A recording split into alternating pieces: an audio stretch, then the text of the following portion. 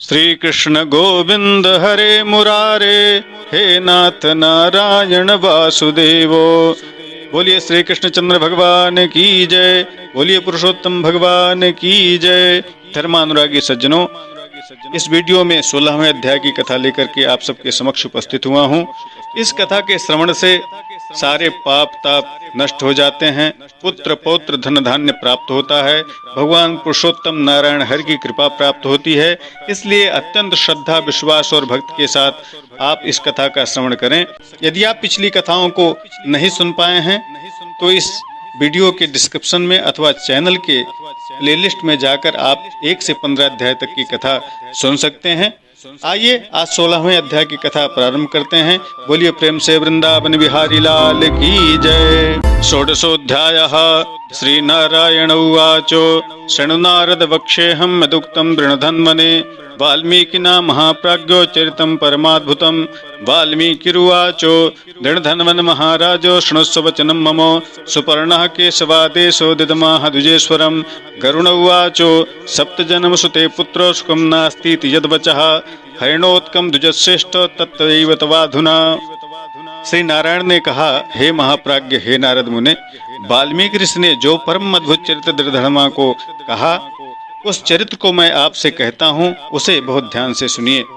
हे राजन, जब भगवान विष्णु ने उस ब्राह्मण से कहा तुम्हें 7 जन्मों तक पुत्र का सुख नहीं है, तब गरुड़ ने भगवान की बड़ी प्रार्थना की। इस ब्राह्मण ने आपकी बहुत तपस्या की है और इस तपस्या के उपरांत भी यदि आप इसे पुत्र होने का वरदान नहीं देंगे तो इस सारे जगत में आपकी सेवा कौन करेगा, आपकी तपस्या कौन करेगा।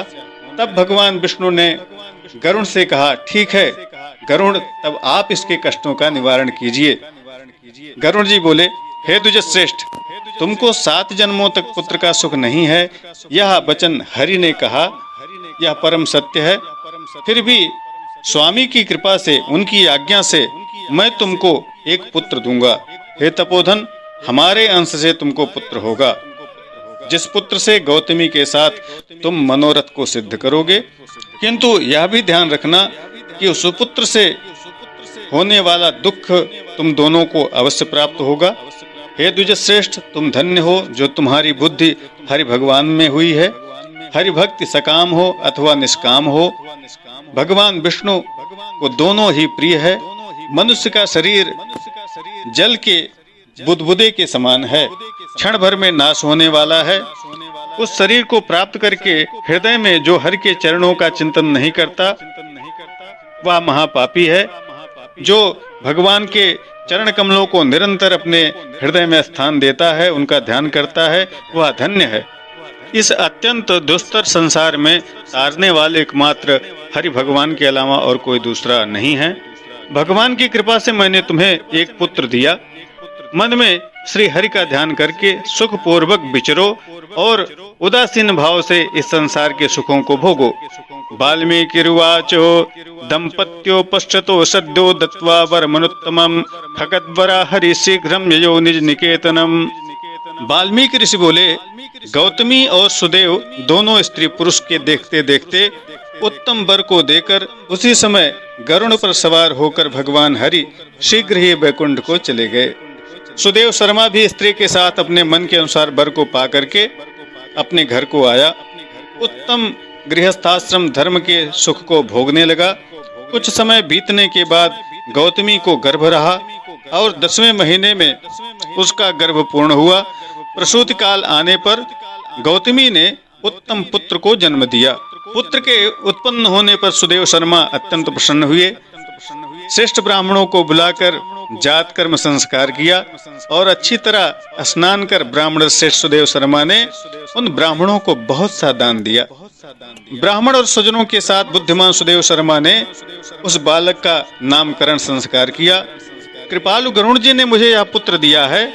शरतकालीन चंद्रमा के समान उदय को प्राप्त तेजस्वी यह शुक के समान है, इसलिए मेरा प्रिय पुत्र शुकदेव नाम वाला होगा। माता के मन को आनंद देने वाला पुत्र पिता के मनोरथों के साथ साथ शुक्ल पक्ष के चंद्रमा के समान वह पुत्र बढ़ने लगा। पिता ने हर्ष के साथ उसका समय आने पर उपनयन संस्कार किया, गायत्री मंत्र का उपदेश किया। इसके बाद वह बालक वेदारंभ संस्कार को प्राप्त करके ब्रह्मचर्य व्रत में चला गया। उस ब्रह्मचर्य के तेज से युक्त बालक साक्षात दूसरे सूर्य के समान दिखाई पड़ने लगा। बुद्धि सागर उस बालक ने वेद का अध्ययन आरंभ किया। बालक ने सद्बुद्धि से अपने गुरु को प्रसन्न किया और गुरु के एक बार कह देने मात्र से उसे समस्त ज्ञान प्राप्त हो गया। वाल्मीकि ऋषि बोले, एक समय कोटि सूर्य के समान प्रभाव वाले दैवल ऋषि आए। उसको देखकर हर्ष से सुदेव शर्मा ने उन्हें दंडवत किया, प्रणाम किया, अर्घ्य पाद्य आदि से विधि पूर्वक उनका पूजन किया और महात्मा दैवल के लिए आसन प्रदान किया। अति तेजस्वी दैवल ऋषि उस आसन पर बैठ गए। अपने चरणों पर बालक को गिरते हुए देखकर दैवल ऋषि बोले, दैवल उवाचो भो भो सुदेव धन्योसी तुष्टते भगवान हरिः यतस्त्वं प्राप्तवान् पुत्रं दुर्लभम सुंदरम वरम। दैवल मुनि ने कहा, भो भो सुदेव, तुम धन्य हो, तुम्हारे ऊपर भगवान प्रसन्न हुए क्योंकि तुमने दुर्लभ सुंदर श्रेष्ठ पुत्र को प्राप्त किया। ऐसा विनीत बुद्धिमान बोलने वाला वेद पाठी शीलवान पुत्र जल्दी किसी को कहाँ प्राप्त होता है। हे पुत्र, यहाँ आओ, तुम्हारे हाथ को देखता हूँ, इसमें क्या है। सुंदर छत्र, 2 चामर, जव रेखा के साथ कमल, जानु तक लटकने वाले हाथी के सूंड के समान तुम्हारे हाथ, कान तक फैले हुए विशाल नेत्र, गोल आकार का शरीर, त्रिबली से युक्त पेट। इस प्रकार उस बालक के विषय में कहकर उस ब्राह्मण को उत्कंठित देखकर दैवल ऋषि बोले, अहो हे सुदेव, यह तुम्हारा लड़का गुणों का समुद्र है। कंधा और कोख का संदेह स्थान बड़ा गूढ़ है। शंख के समान उतार चढ़ाव युक्त गला, ऊंची छाती, लंबी गर्दन, बराबर कान, बैल के समान कंधे वाला, इस तरह समस्त लक्षणों से युक्त यह पुत्र श्रेष्ठ भाग्य का निधि है। एक ही बहुत बड़ा दोष दिख रहा है जिससे यह सारा फल व्यर्थ सा हो गया। इस प्रकार कहा करके दीर्घ श्वास लेते हुए दैवल ऋषि कांपते हुए बोले, पहले आयु की परीक्षा करना चाहिए, इसके बाद लक्षणों को कहना चाहिए, क्योंकि यदि आयु ही नहीं है तो बहुत सारे लक्षणों, उनसे क्या प्रयोजन। हे सुदेव, यह तुम्हारा लड़का 12वें वर्ष में डूबकर मर जाएगा। उससे तुम मन में शोक मत करना, क्योंकि यह निसंदेह होकर ही रहेगा, और जो मर गया है उसको औषधि देने से भी कोई लाभ नहीं होता। इसलिए तुम बहुत ज्यादा व्यर्थ में शोक मत करना। 12वें वर्ष में या तुम्हारा पुत्र डूबकर मर जाएगा। वाल्मीकि मुनि बोले, दैवल मुनि इस प्रकार कहकर ब्रह्मलोक को चले गए और गौतमी के साथ सुदेव ब्राह्मण पृथ्वी पर गिर गया। पृथ्वी पर पड़ा हुआ दैवल ऋषि के कहे हुए वचनों को स्मरण करता हुआ चिरकाल तक वह विलाप करने लगा। उसके बाद गौतमी धैर्य धारण करती हुई पुत्र को अपनी गोद में लेकर प्रेम से पुत्र का मुख चुंबन करके पति से बोली, हे द्विजराज, होने वाली वस्तु में भय नहीं करना चाहिए। जो ना होने वाला है वह कभी होगा नहीं, और जो होने वाला है वह होकर रहेगा। ना भाव्यम भविता कुत्रो भाव्यमेव भविष्यति, किंतु नो दुःखमापन्ना नल राम युधिष्ठिरा। क्या राजा नल, रामचंद्र और युधिष्ठिर दुख को प्राप्त नहीं हुए? राजा बलि भी बंधन को प्राप्त हुआ, समस्त यादव वंश नाश को प्राप्त हुआ, हिरण्याक्ष कठिन वध को प्राप्त हुआ, वृत्रासुर भी मृत्यु को प्राप्त हुआ, सहस्त्रार्जुन का सिर काटा गया, रावण के भी उसी तरह सिर काटे गए। हे मुने, भगवान रामचंद्र जी भी वन में जानकी के विरह को प्राप्त हुए।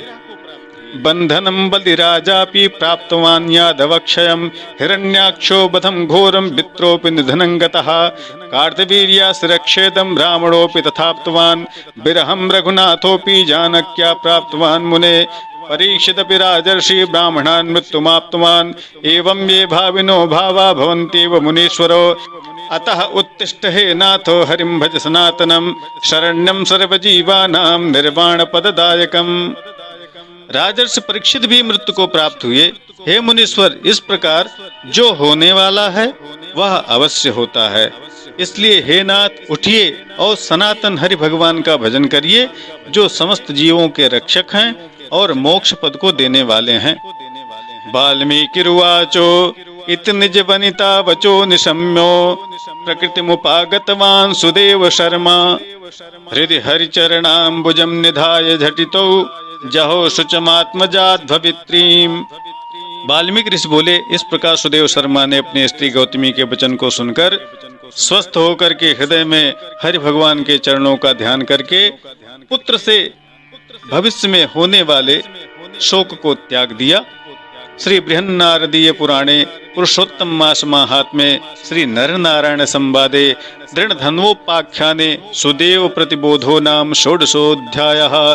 बोलिए वृंदावन बिहारी लाल की जय। बोलिए श्री कृष्ण चंद्र भगवान की जय।